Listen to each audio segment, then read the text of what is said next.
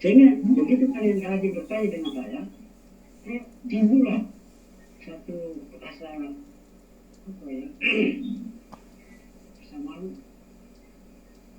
pada diri saya sendiri dan malu pada kalian. Ini biasa gitu. Ya, rajin. Wah, saya kan siang malam bertanya. Ini sekarang belum itu sudah Desember itu, saya sudah menyikapi itu welcome. Mau tanya apa jam berapa silakan aja. Tapi namanya saya diberi kesempatan tidak tidak dimanfaatkan. Nah kalian ini ya artinya rajin. Walaupun tak umpamanya kalian kata awam ada adik ada Sumatin, Pak Jimmy, Edi dan lain-lain terjadi dialog. Tapi saya diam aja. Apa sebenarnya orang ada pikir? Saya coba intip betul. Nah ini yang membuat saya aduh dan terasa malu pada diri saya sendiri sebenarnya. Ini biasa kalian ini saya akui. Maka saya dulu bilang, masa ya Allah ya berilah kepekaan, berilah mereka daya tangkap ingat yang kuat, sehingga apa yang mereka harapkan engkau akan kabulkan. Masa benar Subhanallah yang mereka yang rajin bertanya, rajin berdialog. Janganlah engkau mempersulit, jangan engkau berdialog. Inilah temuan cepatlah kepahaman. Alhamdulillah satu demi satu sudah mulai terbukti. Sekarang tidak sengaja saya berpuasa 1 tahun kelamaan, itu suara batin saya sendiri mengatakan keceplosan tadi. Bilang ya nanti satu apa pelan-pelan aja apa rasa malu. Itu Pak Karman, ada satu Ya. Dalam kita menempuh jalan Ma'rifatullah ini, dia ada 4 jalan: Ma'rifat, Musyahadah, Mukasafah, Mahabbah. Yang dikatakan Mukasafah itu bisa diterangkan biar kita semua terbukalah. Mukasafah yang dikatakan Musyahadah, Pak Karman sudah teranglah. Mukasafah Mukasyafah dan mahabbah itu bisa diterangkan dari segi hakikatnya lah. Secara hakikat Musa apa? Musa itu kan ilmu. Musa itu arti kafa itu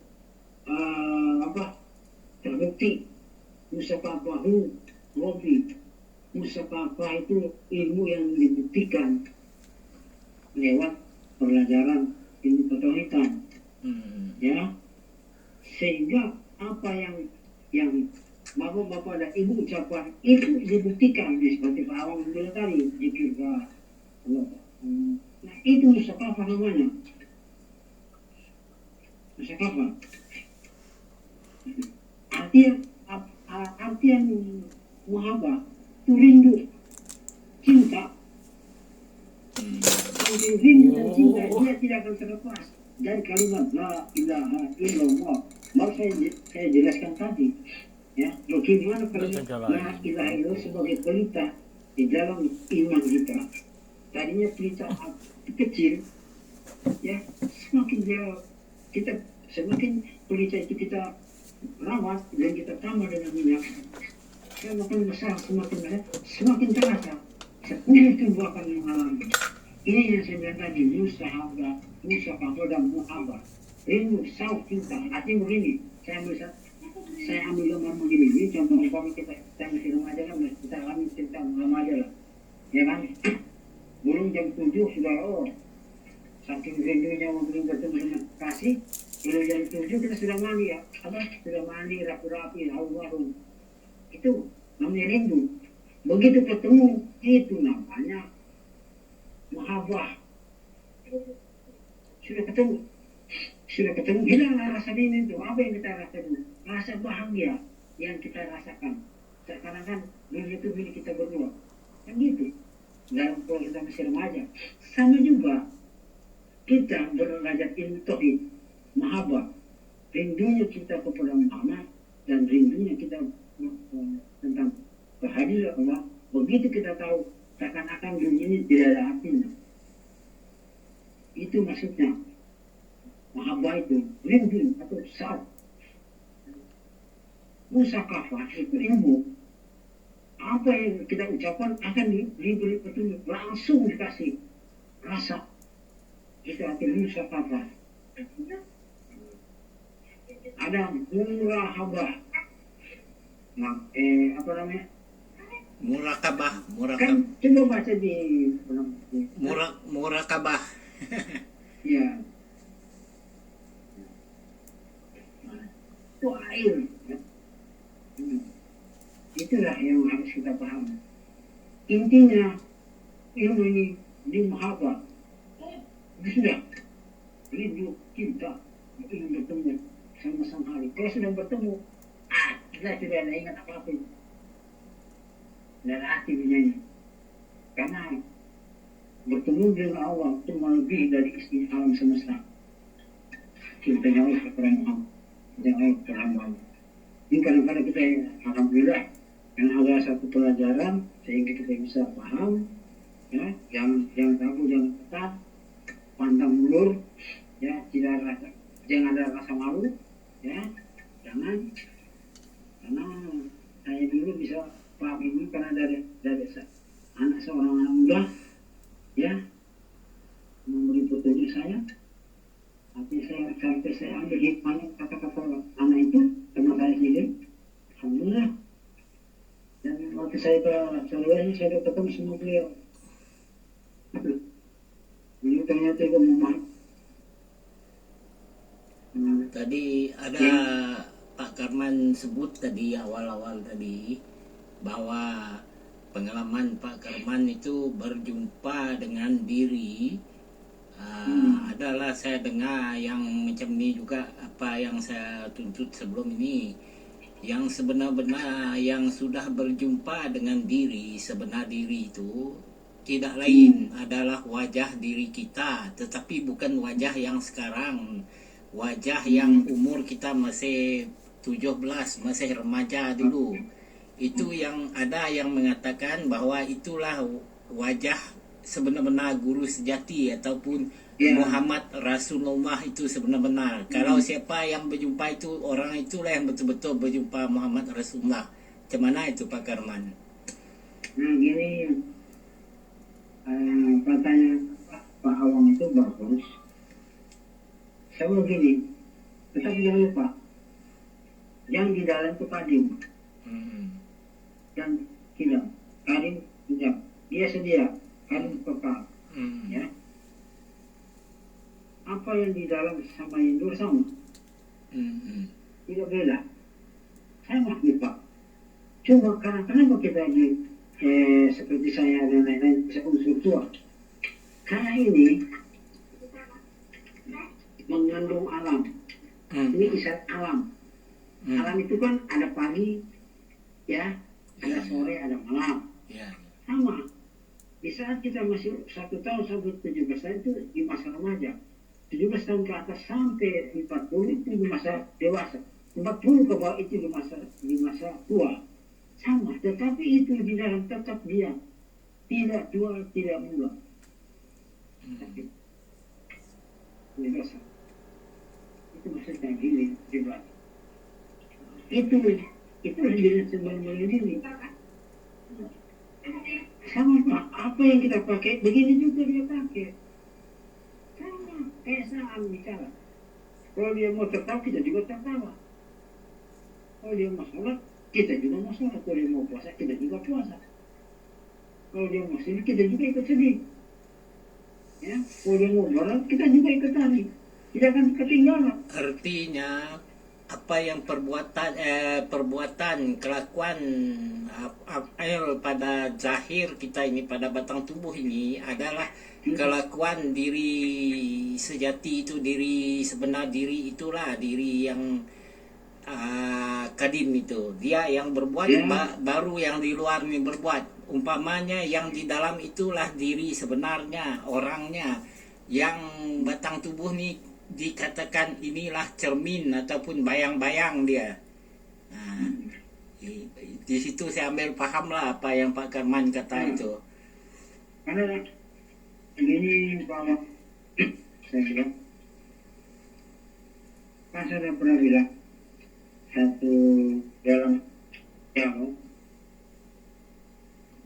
manusia itu bayang-bayang Tuhan. Ya, manusia itu bayang-bayangnya Tuhan. Tidak akan terlepas bayang dengan punya Tuhan. Contoh, ya, coba bawa berdiri di bawah lampu. Kalau kita bergerak, itu bayang juga itu bergerak. Memang kalau kita paham, terpisah. Ya, mana bayang, mana batang. Tetapi jangan lupa, ini kita bicara kasar, tunggal. Kalau yang di dalam itu mau bergerak, di luar itu bergerak, sama juga. Tangan ini ada bayang. Kalau ini bergerak, bayang itu bergerak. Dia bayang juga itu dia. Ya, Itu namanya kita bicara KSA. Maka saya bilang tadi, kalau dia mau tertawa, tertawa. Kalau dia mau sedih, sedih. Ini contoh. Tapi orang begitu tidak akan sedih. Tidak mau sedih dia. Tidak mau susah. Tidak mau menderita. Nah, kadang-kadang akal yang ada diberi sama Allah itu yang membuat si jasad ini menderita. Ya, saya singgung lagi. Bulan puasa, disuruh makan, menahan lapar dan haus. Yang tersisa di jasad, dia tidak tersiksa. Lalu dia berkata, sesungguhnya dalam 12 bulan terdapat bulan 4 bulan di situ, jangan engkau mau bicara. Itu tegas, dia bilang dalam Quran, tegas. Sebenarnya, coba, kalau bangsa saya pakai begini, kita berdiri di kaca cermin. Sama begini, itu gambaran. Itu tenang, saya lihat di HP saya ini, sama. Tidak ada bedanya. Ini bicara tentang ketauhidan, saya bukan bicara syariat. Kalau mau bicara syariat, nanti pusing kepala kita. Lihat aja muter-muter situ, ujungnya apa? Bentuknya di mana? Hukum. Tetapi kita tidak boleh menyalahkan Allah syariat, yang sudah jangan pahami ke situ. Ini sebenarnya tadi. Dia luar biasa bilang ini. Ya, apapun yang saya dia mengatakan. Dia tidak berdemonstrasi, tapi nyata ada. ya. Untuk jangan kiki. Kalau kita bicara kesan. Bahkan saya bilang tadi, tanam pisang, harus tumbuh pisang, nggak mungkin tanam pisang. Tumbuh pisang, nggak mungkin. Nah, inilah kalau kita memahami benar-benar tentang COVID, supaya tidak timbul. Nah, saya bilang, nanti kalau saya kirimkan kitab, baca setiap mau di RSP ini, baca 1 lembar, 2 lembar, kita bertanyakan. Tuh, kita sudah banyak. Bisa nanti kilo nanti. Wah, kita ini kuliah sudah lulus. Ini juga Pak Karman, ada Allah mengatakan kepada malaikat, kepada iblis masa dia nak menciptakan Adam, dia mengatakan, aku akan menciptakan manusia sebagai khalifah di muka bumi. Dia kata khalifah itu maksud dia memimpin muka bumi. Yang dikatakan khalifah itu nyata pada diri manusia itu. Ada yang berpendapat, yang pendapat mengatakan khalifah itu letaknya pada akal. Sebab kita ini ada akal, ada nafsu, ada batin dia. Tapi kebanyakan manusia dia hanya menggunakan ikut kata-kata nafsu dia. Contoh dia nak mencuri, tapi dia ikut saja kata batin yang dalam mengatakan jangan, tapi nafsu dia kuat mencuri, tapi dia tidak menggunakan pertimbangan akal dia. Itu khalifah. Jadi macam mana itu hakikat tuh khalifah itu di muka bumi itu, Pak Karman? Pertanyaan hebat. Luar biasa. Khalifah ada dua hal dalam dunia ini. Sudah umum dalam akan terciptakan Adam untuk khalifah yang kedua atau sebagai pemimpin. Nah ini kalau khalifah kita dulu kan ya akan dua. Ada khalifah karena ilmu Allah, ada khalifah karena bisikan setan dan jin. Makanya Pak Awu bilang tadi, sudah tahu menjadi khalifah kenapa Malik dan segala macam, itu contoh. Ya, tetapi jangan lupa yang disebut khalifah adalah iman kita. Itulah khalifah yang sesungguhnya. Maka khalifah itu, iman itu ada pada hati manusia. Nah, sebagaimana akal ini sebagai khalifah, iman ini akan mengantarkan kepada siapa. Ya. Kita mau berbuat hati, iman menegur jangan, salah. Iman itu berbicara sebagai khalifah, sehingga akal ini bisa mengerti. Tapi yang saya tadi, khalifah ada dua, ada khalifah jin, ada khalifah setan. Mau saya tadi ilmu ketuhanan. Kalau dia pakai rasa keimanan, namanya ilmu ketuhanan. Kalau dia cuma pakai rasa aja, ilmu kehantuan namanya. Itu. Jadi Tuhan tuh jadi hantu. Kalau bilang bahasa di sini bilang belajar ini tasawuf. Salah memilah tarawuf. Apa sih bahasa belajar bilang tarawuf? Apa nih bahasa belajar bilang tarawuf itu begini.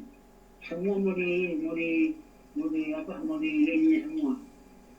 Pada ujung tak salah. Dengan tasawuf jadi tak salah. Dalam bahasa Melayu dia tasawuf itu, dalam bahasa Banjar kata tarawuf itu, kalau dalam bahasa Melayu kata terkaut. Dia tidak kira yang bersih kah, yang suci kah, dia kaut sekali, bersih suci dia campur adukkan. Nah itu maksudnya, dia tidak dapat membedakan baik dan buruk itu.